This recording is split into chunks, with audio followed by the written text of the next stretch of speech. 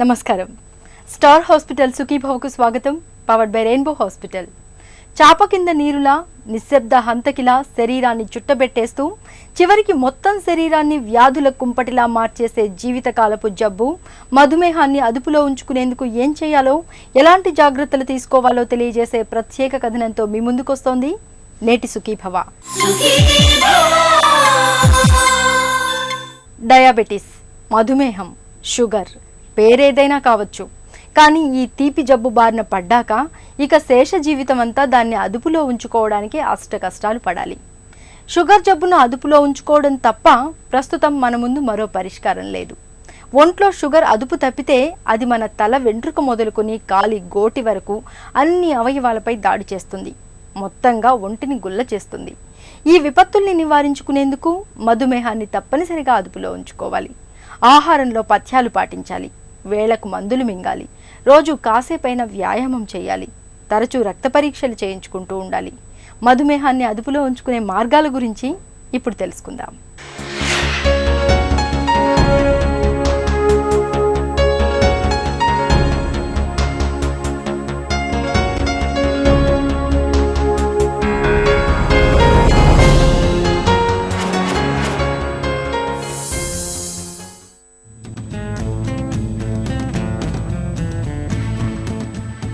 మధుమేహం మానవాళి పాలిట నిశ్శబ్ద సునామీ, ఉరుముల్లేని పిడుగులా విరుచుకుపడే పెను ఉపద్రవం.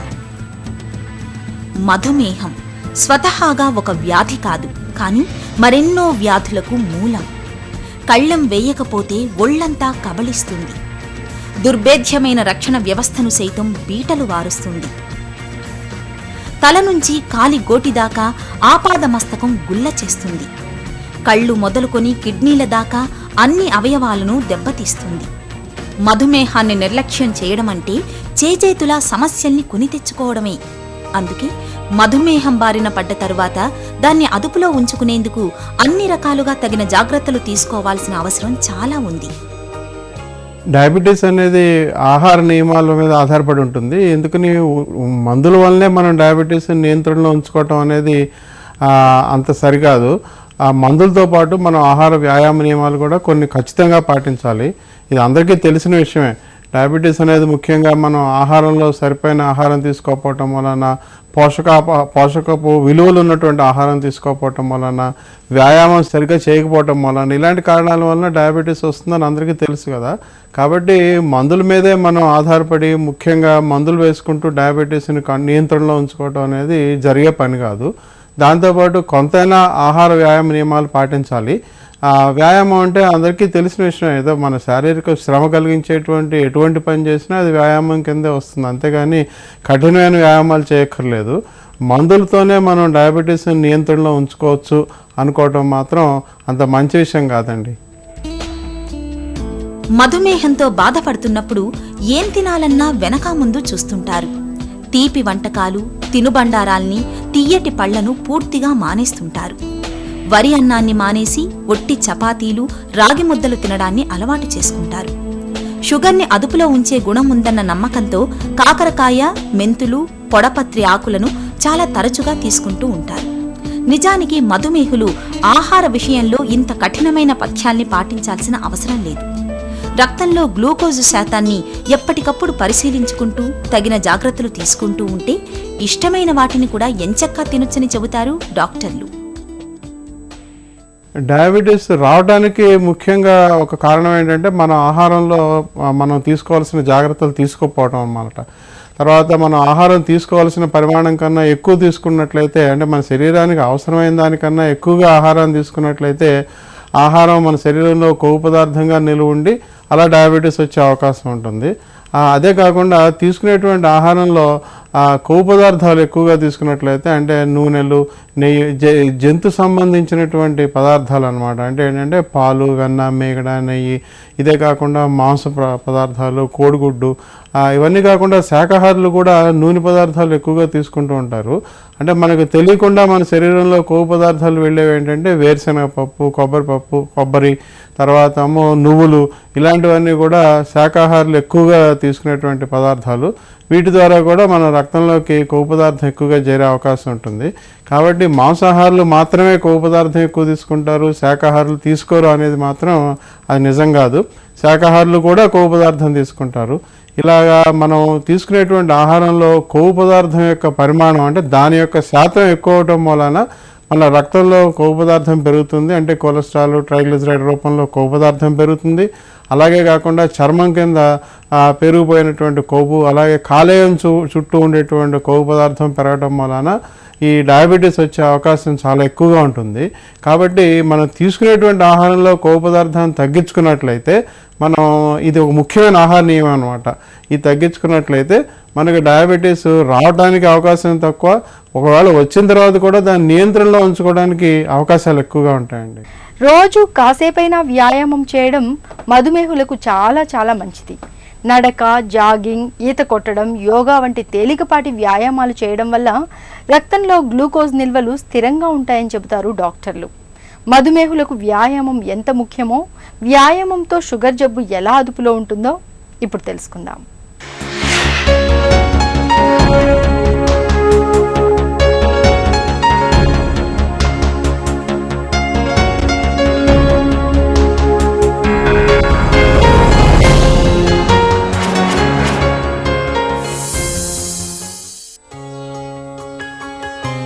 మధుమేహం చక్కగా అదుపులో ఉందని కొంతమంది నిశ్చింతగా కాలాన్ని గడిపేస్తుంటారు.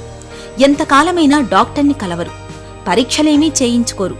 నిజానికి మధుమేహంతో బాధపడుతున్నప్పుడు ప్రతి నెల బరువు, రక్తపోటు, రక్తంలో గ్లూకోజు పరీక్షలు చేయించుకోవాలి. నిస్సత్తువుగా అనిపిస్తున్నప్పుడు, ఉన్నట్టుండి బరువు తగ్గినప్పుడు, పుండ్లు త్వరగా మాననప్పుడు, తరచుగా ఇన్ఫెక్షన్లు సోకుతున్నప్పుడు, చూపు తగ్గుతున్నట్లు అనుమానం వచ్చినప్పుడు డాక్టర్ని కలిసి తగిన పరీక్షలు చేయించుకోవాలి. రక్తంలో గ్లూకోజు శాతం పరగడుపున ఎంత ఉంటోంది, తిన్న తర్వాత ఎంత ఉంటోందన్న విషయాలను ఎప్పటికప్పుడు గమనిస్తూ ఉండాలి. రక్తంలో గ్లూకోజ్ అనేది డయాబెటీస్ డయాగ్నోసిస్కి మనం వాడతాం. కాబట్టి ఈ గ్లూకోజ్ మీద ఆధారపడే మనం వేసుకునేటువంటి మందులు కానీ, మనం తీసుకునేటువంటి ఇంజెక్షన్లు కానీ మనకు సరిపోయినా లేదా దాని మోతాదు పెంచుకోవాలా తగ్గించుకోవాలా అనేది నిర్ధారించుకుంటాం అన్నమాట. రక్తంలో గ్లూకోజ్ పరగడుపున పొద్దున్నే 7 గంటలకు మనం చేసుకున్నట్లయితే అది 125 మిల్లీగ్రాముల కన్నా తక్కువ ఉండాలి. అలాగే ఆహారం తీసుకున్న 2 గంటల తర్వాత అయితే 200 మిల్లీగ్రాముల కన్నా తక్కువ ఉండాలి. ఇలా తక్కువ ఉండేటట్లు మనం మందులు కానీ, మనం వేసుకునేటువంటి ఇంజెక్షన్ల మోతాదులు కానీ పెంచుకుంటూ ఉండాలి. కాబట్టి ఎవరికైనా రక్తంలో గ్లూకోజ్ ఎక్కువగా ఉన్నట్లయితే వాళ్ళు ఆ మందు మోతాదు డాక్టర్ల సలహాతో నిర్ధారించుకొని ఆ మందు వాళ్ళ డాక్టర్లు ఇచ్చినటువంటి మాత్రలు లేదా ఇంజెక్షన్లు కానీ తీసుకొని ఆ 3 రోజుల తర్వాత మళ్ళీ ఆ రక్తంలో గ్లూకోజ్ మళ్ళీ చూసుకోవాలన్నమాట. అది పొద్దున్న 125 మిల్లీగ్రాములు వచ్చే వరకు వారానికి 2 సార్లు అయినా రక్తంలో గ్లూకోజ్ చేసుకోవాల్సిందే. అది వారానికి 2 సార్లు అలా చేసుకుంటూ రక్తంలో గ్లూకోజ్ 125, తిన్న తర్వాత 200 మిల్లీగ్రాములు లోపు ఉన్నట్లయితే ఆ తర్వాత దాన్ని నెల వరకు చేసుకోవాల్సిన అవసరం లేదు. అంటే ప్రతి నెల ఎట్టి పరిస్థితుల్లోనూ డయాబెటీస్ ఉన్న ప్రతి ఒక్కళ్ళు కూడా రక్తంలో గ్లూకోజ్ను పరగడుపున ఆ తర్వాత 2 గంటల తర్వాత చేసుకోవాల్సిన అవసరం ఉంటుంది. దాని మీద ఆధారపడే మనం మందు మోతాదులు, తర్వాత ఇంజెక్షన్ ఏదైనా డోసులు మార్చడం కూడా చేస్తూ ఉంటారు. ఇదే కాకుండా రక్తంలో గ్లూకోజ్ కాకుండా గ్లైకేటెడ్ హీమోగ్లోబిన్ HbA1c అనేటువంటి పరీక్ష ఉంటుంది. అది 3 నెలలకు ఒకసారి చేయించుకోవాలన్నమాట. రక్తంలో గ్లూకోజ్ ప్రతి నెల చేయించుకున్నది నార్మల్గా ఉన్నా కూడా 3 నెలల తర్వాత చేయించుకునేటువంటి ఆ హీమోగ్లోబిన్ A1c అనే పరీక్ష ఎక్కువగా ఉన్నట్లయితే మనం ఆ నెల రోజుల్లో, ఆ 30 రోజుల్లో చివరి రోజు మనం రక్త పరీక్ష చేయించుకుంటున్నాం కానీ 30 రోజుల మధ్యలో ఏమైందో మనకు తెలియదు కదా. ఇవన్నీ కూడా ఆ రక్త పరీక్ష 3 నెలలకు ఒకసారి యావరేజ్ జరిగేటువంటి ఆ గ్లైకేటెడ్ హీమోగ్లోబిన్లో తెలుస్తుంది అనమాట. కాబట్టి ప్రతి నెల రక్త పరీక్షలు గ్లూకోజ్ చేయించుకోవాలి. ప్రతి 3 నెలలకి HbA1c అనేటువంటి పరీక్ష చేయించుకోవాలండి. రక్తంలో గ్లూకోజును అదుపులో ఉంచుకునేందుకు బరువును అదుపులో ఉంచుకోవడాన్ని కూడా ముఖ్యమైన విషయంగా చెబుతారు డాక్టర్లు. బరువుపై అదుపు తప్పితే అది మధుమేహంపై కూడా ప్రభావం చూపుతుంది. అధిక బరువు మూలంగా రక్తంలో గ్లూకోజు శాతం స్థిరంగా ఉండదు. తీవ్రమైన హెచ్చుతగ్గులకు లోనయ్యే అవకాశం ఉంటుంది. అందుకే మధుమేహులు ఎప్పుడు కూడా తమ ఎత్తుకు తగ్గట్టుగా తగిన బరువు ఉండేలా చూసుకోవాలి. BMI సూచి 22 లోపు ఉండటం అనేది మధుమేహులకు ఎంతో మంచిది. శరీరం ఉండాల్సిన బరువు కన్నా ఎక్కువగా ఉన్నట్లయితే మధుమేహం వస్తుందని అందరికీ తెలిసిన విషయమే. అయితే ఈ మధుమేహం వచ్చిన తర్వాత ఆ బరువుని ఎలా నియంత్రించుకోవాలనటానికి వేరే వేరే మార్గాలు ఉంటాయి. వ్యాయామం వల్ల చేసుకోవచ్చు, ఆహార పద్ధతుల వల్ల కూడా మనం బరువు తగ్గించుకోవచ్చు. ఇలా వేరే వేరే పద్ధతుల్లో ఏ పద్ధతులు అయినా సరే మనం బరువు తగ్గినట్లయితే, అంటే దాదాపు 10% తగ్గినట్లయితే, అంటే ఒక 100 కిలోలు బరువు ఉన్నారనుకోండి, వాళ్ళు 90 కిలోలు ఉన్నా కూడా, అంటే 10% తగ్గినా కూడా వాళ్ళకి ఎంతో ఉపయోగంగా ఉంటుంది. వాళ్ళకి ఆ శరీరంలోని రక్తంలో గ్లూకోజ్ పరిమాణం తగ్గిపోతుంది, బ్లడ్ ప్రెషర్ తగ్గుతుంది, తర్వాత కొలెస్ట్రాల్ తగ్గుతుంది. ఎన్నో రకాలుగా ఆ శరీరంలోని బరువు మనం తగ్గించుకున్నట్లయితే మనకి ఎంతో ఉపయోగం ఉంటుంది. అంటే బరువు పూర్తిగా తగ్గిపోయి నార్మల్ మనిషి ఉన్నట్లు ఉండాల్సిన అవసరం కూడా లేదు. ఒక 10% తగ్గించుకున్నట్లయితే ఎంతో ఉపయోగం కనిపిస్తుంది అనమాట. శరీరానికి ఎంత బరువు ఉండాలన్నది ఎత్తును బట్టి ఆధారపడి ఉంటుంది. దీనికి సంబంధించిన పట్టికలు చాలా చోట్ల దొరుకుతాయి. మన ఎత్తును బట్టి మన బరువు ఎంతో నిర్ధారించుకోవాలి. అలా అని చెప్పి ఖచ్చితంగా ఎంత బరువు ఉండాలో అంతే బరువు ఉండే వరకు మనం ఆహార నియమాలు, కఠినమైన ఆహార నియమాలు చేసి మనం వారానికి 2 కిలోలు తప్పును తగ్గినట్లయితే మాత్రం శరీరానికి చాలా నష్టం జరుగుతుంది. కాబట్టి ఎట్టి పరిస్థితుల్లోనూ ఒకేసారి 2 కిలోల కన్నా ఎక్కువ బరువు తగ్గకూడదు. చాలా క్రమేపీ 2-3 నెలల్లో మనం 5 కిలోలు 10 కిలోలు తగ్గినట్లయితే ఎంతో ఉపయోగం కనిపిస్తుంది అనమాట. అంటే 10% బరువు తగ్గినా కూడా శరీరంలో ఎన్నో మార్పులు కలిగి మనకు ఎంతో మంచి జరుగుతుంది. కాబట్టి బరువు అనేది డయాబెటీస్ ఉన్న వాళ్ళకి రాకుండా నివారించడానికి ఉపయోగపడుతుంది. డయాబెటీస్ వచ్చిన తర్వాత నియంత్రణలో దానికి ఎంతో సదుపాయంగా ఉంటుందండి. షుగర్ జబ్బు అదుపులో ఉన్నప్పుడు మనలో చాలా మంది డాక్టర్ని కలవడానికి అంతగా ఇష్టపడరు.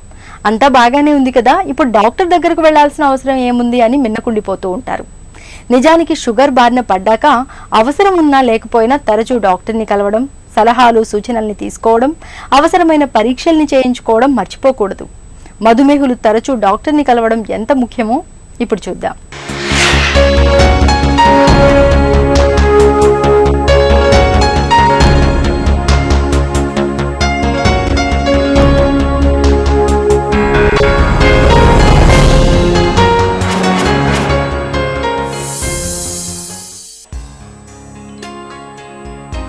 వ్యాయామం మధుమేహాన్ని అదుపులో ఉంచే మరొక అద్భుతమైన పరిష్కారం ఇది.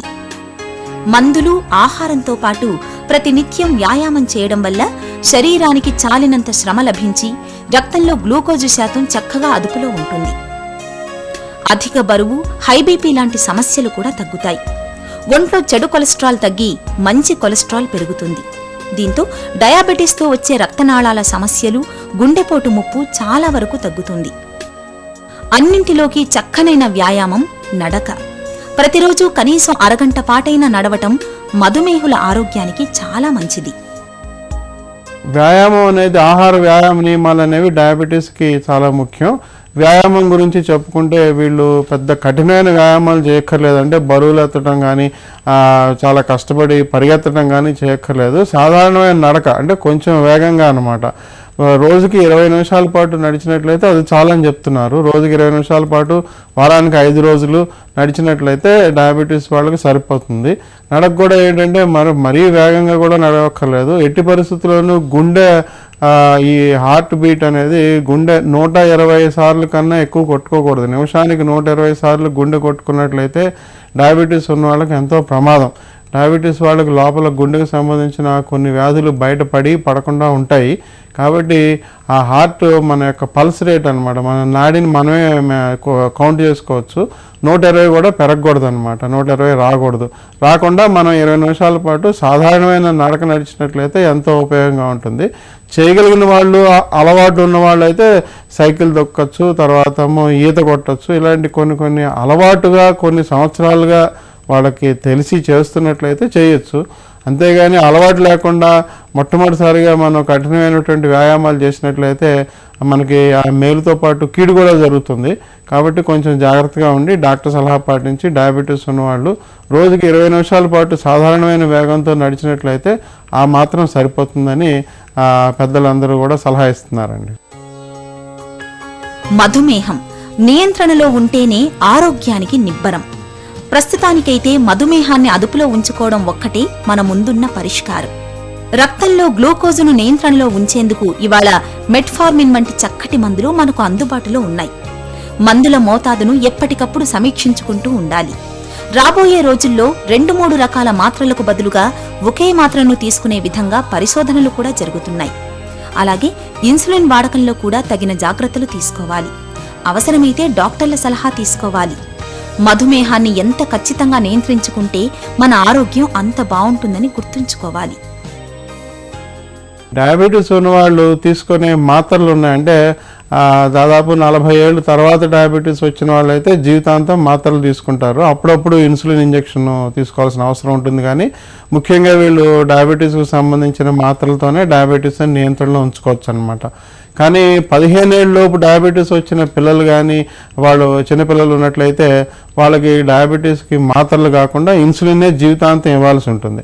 ఈ 15 ఏళ్ళ నుంచి 30 ఏళ్ళ లోపు డయాబెటీస్ వచ్చిన వాళ్ళు కొంతమంది మాత్రలు అవసరం అవుతుంది, కొంతమందికి ఇన్సులిన్ ఇంజెక్షన్ అవసరం అవుతుంది. ఎలాంటి వాళ్ళకి ఎటువంటి మాత్రలు ఇవ్వాలా, ఇంజెక్షన్లు ఇవ్వాలా అని నిర్ధారించడానికి కూడా సరిపోయిన పరీక్షలు ఇవాళ అందుబాటులో ఉన్నాయి. డాక్టర్లు నిర్ధారిస్తారు. కాబట్టి డయాబెటీస్ వచ్చిన మొట్టమొదటి రోజే వాళ్ళు డాక్టర్ దగ్గరికి వెళ్ళినట్లయితే వారు మాత్రలు తీసుకోవాలా, ఇన్సులిన్ తీసుకోవాలా అనేది నిర్ధారిస్తారు. కొంతమందికి మాత్రలతో డయాబెటీస్ కంట్రోల్లో ఉన్నట్లయితే దాన్నే కంటిన్యూ చేస్తారు. ఈ మాత్రల్లో కూడా చాలా రకాలు ఉన్నాయి, 6-7 రకాల మాత్రలు ఉన్నాయన్నమాట. కొన్ని మాత్రలు ఏం చేస్తాయంటే మన శరీరంలోని ప్యాంక్రియాస్ గ్రంథిని దాన్ని స్టిమ్యులేట్ చేసి దాంట్లోంచి ఇన్సులిన్ని రిలీజ్ చేస్తాయి. ఇన్సులిన్ అనేటువంటి హార్మోన్ రిలీజ్ చేస్తాయి. కొన్ని రకాల మాత్రలు ఏం చేస్తాయంటే మన శరీరంలో ఉన్నటువంటి ఇన్సులిన్నే ఎక్కువగా తయారయ్యేటట్టు, అంటే ఏంటంటే జిఎల్పి సరే మన జీర్ణాశయ వ్యవస్థలో జిఎల్పి అనేటువంటి కొన్ని పెప్టైడ్స్ ఉంటాయి. వాటిని ఎక్కువగా స్టిమ్యులేట్ చేసి దాని ద్వారా ఇండైరెక్ట్గా ఇన్సులిన్ని బయటకు వచ్చేటట్టు చేస్తాయన్నమాట. ఆ రకం మాత్రలు ఉన్నాయి. కొంతమందికి ఏంటంటే మనం తీసుకునేటువంటి ఆహారంలోని ఆ గ్లూకోజ్ వెంటనే కరిగిపోకుండా రక్తంలోకి వెంటనే వెళ్ళిపోకుండా నెమ్మదిగా వెళ్ళేటట్టు దాని యొక్క జీర్ణక్రియను తగ్గించడానికి అవసరమైనటువంటి మాత్రలు ఉన్నాయి. దాని వలన ఏమవుతుందంటే మనం ఏదైనా ఎటువంటి ఆహారం తీసుకున్నా కూడా వెంటనే గ్లూకోజ్ పెరగదు. దాన్ని అకార్బోజ్ అనేటువంటి మందు ఉంది. ఇది చాలా దీనికి ఎటువంటి హాని కలిగించేటువంటి మందు కాదు. కాబట్టి ఈ రోజుల్లో అందరూ కూడా ఈ అకార్బోజ్ అనే మందు, తర్వాత మెట్ఫార్మిన్ అని అంటే ఇది కూడా రక్తంలోంచి ఈ గ్లూకోజ్ని కణాల్లోకి తొందరగా పంపిస్తుంది అనమాట. ఇలాంటి మందులన్నీ కూడా చాలా అందుబాటులో ఉన్నాయి. వీటి వల్ల ప్రభావం మనకి దాదాపు 10 సంవత్సరాలు 15 సంవత్సరాల వరకు డయాబెటీస్ ఉన్న వాళ్ళకి వీటి వల్ల మేలు జరుగుతుంది. కానీ ఒక టైంలో వాళ్ళు ఆ 10-15 ఏళ్ళు పోయిన తర్వాత వాళ్ళు ఇన్సులిన్ ఇంజెక్షన్ల మీద ఆధారపడాల్సిన అవసరం వస్తుంది. ఇక ఆ అవసరం వచ్చినప్పుడు డాక్టర్ గారి సలహా ప్రకారం ఆ మందులు మానేసి, ఆ మాత్రలన్నీ మానేసి వాటితో పాటు ఇంజెక్షన్ తీసుకోవటం అనేది మొదలు పెట్టాలి. డాక్టర్ గారి సలహా ప్రకారం ఏ మందులు వాడాలి, ఏ మందుల పరిమాణం ఎంత, ఎటువంటి మందులు వాడాలి, ఆ మందులు యొక్క ప్రభావం తగ్గినప్పుడు అది తెలుసుకుని ఇంజెక్షన్లు ఎప్పుడు మొదలు పెట్టాలి, ఇవన్నీ కూడా డాక్టర్ సలహాతో తెలుసుకోవడం అనేది చాలా ఉపయోగంగా ఉంటుందండి. మధుమేహం నివురుగప్పిన నిప్పు లాంటిది. ఆదమరిస్తే ఆపదల్ని తెచ్చిపెడుతుంది. దీని విషయంలో నిరంతర నిఘా, నిరంతర అప్రమత్తతలే మనకు రక్షణ కవచాలు. సాధ్యమైనంత తరచుగా రక్తంలో గ్లూకోజు పరిమాణాల్ని పరీక్షించుకుంటూ ఉండాలి. ప్రతినిత్యం శరీరానికి చాలినంత శ్రమను కల్పించాలి. పొగ, మద్యం వంటి వాటిని మానుకోవాలి. రోజువారీ జీవనంలో ఎదురయ్యే మానసిక ఒత్తిళ్లు, ఆందోళనలను తగ్గించుకోవాలి. ఈ జాగ్రత్తలు మధుమేహం ముప్పును చాలా వరకు నివారిస్తాయి.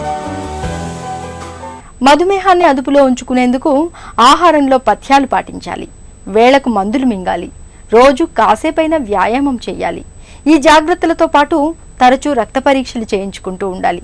అప్పుడే షుగర్ జబ్బు అదుపులో ఉంటుంది. తిరిగి రేపటి సుఖీభవలో కలుసుకుందాం. సుఖీభవ కార్యక్రమానికి సంబంధించి మీ విలువైన సూచనలు, సలహాల్ని వెంటనే మాకు రాయండి. మా చిరునామా Sukhibhava, ETV, Ramoji film city, Hyderabad 501512 లేదా sukhibhava@etv.co.in కు ఈమెయిల్ చేయండి. మీ ఆరోగ్య సంజీవిని సుఖీభవ కార్యక్రమాన్ని ఇప్పుడు యూట్యూబ్ ఆన్లైన్లో www.youtube.com/etv news లింక్ ద్వారా కూడా వీక్షించండి.